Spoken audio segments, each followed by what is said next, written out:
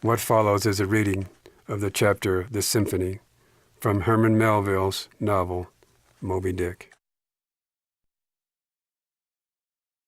Chapter 132, The Symphony.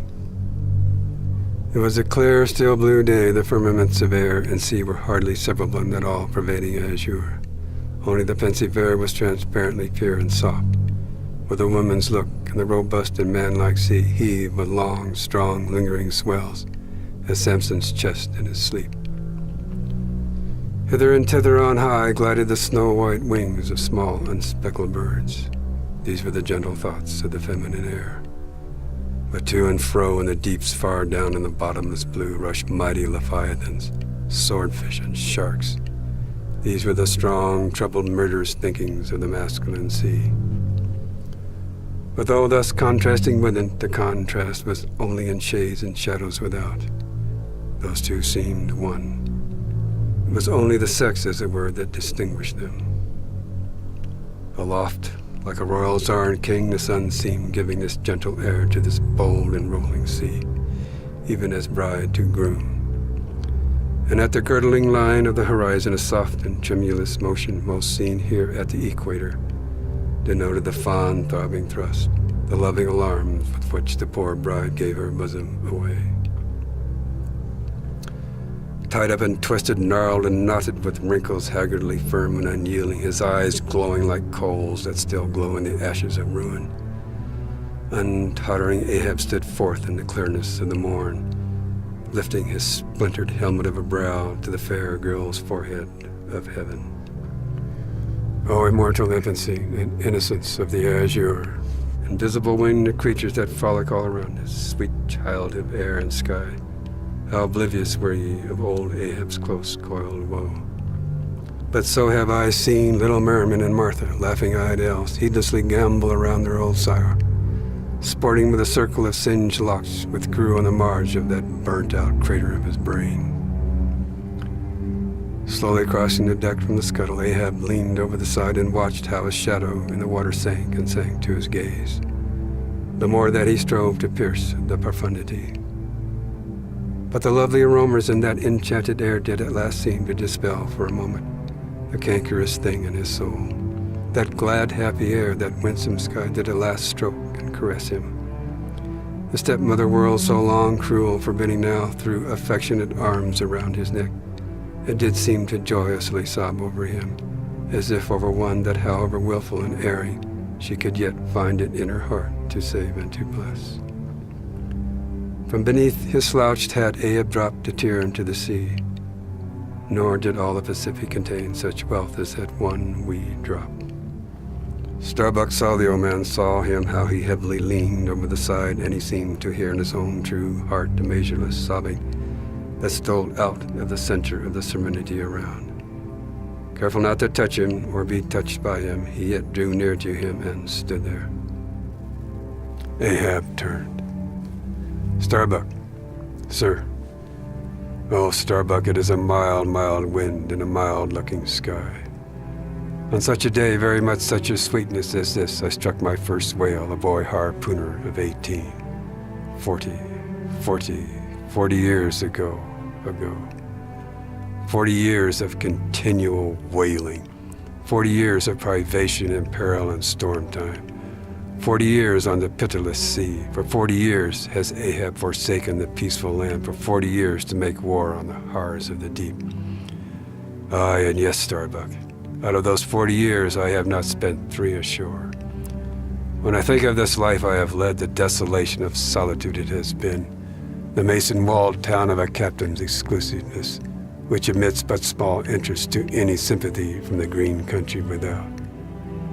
Oh, weariness, heaviness, Guinea Coast slavery of solitary command.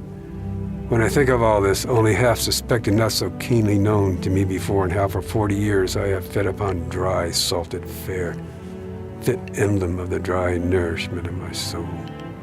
And the poorest landsman has had fresh fruit to his daily hand, and broken the world's fresh bread to my moldy crusts. Away, whole oceans away from that young girl wife I wedded past 50 and sailed for Cape Horn the next day, leaving but one dent in my marriage pillow, wife, rather a widow with her husband alive. I widowed that poor girl when I married her, Starbuck. And then the madness, the frenzy, the boiling blood, and the smoking brow with which for 1,000 lowerings old Ahab has furiously, foamingly chased his prey. More demon than a man. Aye, what a 40 years fool, old fool has Ahab been. Why the strife of this chase? Why weary and palsy the arms at the oar and the iron and the lance? How the richer or better is Ahab now? Behold, old Starbuck, is it not hard that with this weary load I bear one poor leg should have been snatched from under me? Here, brush this old hair aside. It blinds me that I seem to weep. Locks so gray did never grow but from out of some ashes. But do I look very old, so very old, Starbuck? I feel deadly faint, bowed and humped, as though I were Adam staggering beneath the piled centuries since paradise. God, crack my heart, stay my brain, mockery, bitter, biting mockery of gray hairs. Have I lived enough joy to weary and seem and feel thus intolerably old? Close. Stand close to me, Starbuck. Let me look into a human eye. It is better than to gaze into a sea or sky, better than to gaze upon God. By the green land, by the bright hearthstone, this is a magic glass, man. I see my wife and my child, and then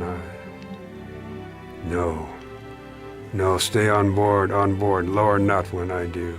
When branded Ahab gives chase to Moby Dick, that hazard shall not be thine. No, not with that faraway home I see in that eye.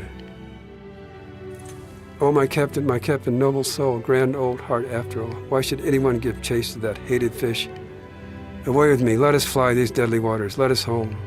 Wife and child, too, are Starbuck's.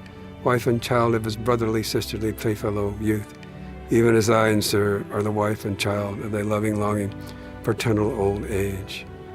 Away, let us away, this instant, let me alter the course. How cheerily, how hilariously, oh, my captain, will we bowl on our way to see old Nantucket again. I think, sir, they have some such mild days as this in Nantucket. They have, I have seen them, some summer days in the morning about this time. Yes, it is his noon nap now, the boy vivaciously awakes, sits up in bed, and his mother tells him of me, of cannibal old me. I am abroad upon the deep, but will yet come back to dancing again. 'Tis my Mary herself. She promised that my boy every morning should be carried to the hill to catch the first glimpse of his father's sail. Yes, no more. It is done. We head for Nantucket. Come, my captain, study out the course and let us away. See, the boy's face from the window, the boy's hand on the hill. But Ahab's glance was averted like a blighted fruit tree. He shook and cast his last cindered apple to the soil. What is it? What nameless, inscrutable, unearthly thing is it? What cozening, hidden lord and master and cruel, remorseless emperor commands me? That against all natural lovings and longings I so keep pushing and crowding and jamming myself on all the time, recklessly making me ready to do what in my own proper natural heart I durst not so much as dare. Is Ahab? Is it I, God, or who, that lifts this arm? But if the great sun move not of himself, but is an errand boy in heaven, or one single star can revolve but by some invisible power, how then can this one small heart beat, this one small brain think thoughts? Unless God does that beating, does that thinking, does that living, and not I. By heaven, man, we are turned round and round in this row like yonder windlass, and fate is a handspike. And all the time, lo, that smiling sky and this unsounded sea. Look, see yon albacore, who put it in him to chase and fang that flying fish? Where do murderers go, man? Who's to doom when the judge himself is dragged to the bar? But it is a mild, mild wind in the mild-looking sky, and the air smells now as if it blew from a faraway meadow. They've been making hay somewhere under the slopes of the Andes, Starbuck, and the mowers are sleeping among the new-mown hay. Sleeping, aye, toil how we may. We all sleep at last on the field. Sleep, aye, and rust amid greenness, as last year's sighs flung down and left in the half-cut swaths. Starbuck, but blanched to a corpse's hue with despair the mate had stolen away. Ahab crossed the deck to gaze over on the other side, but started at two reflected eyes in the water there. Fidela was motionlessly leaning over the same rail.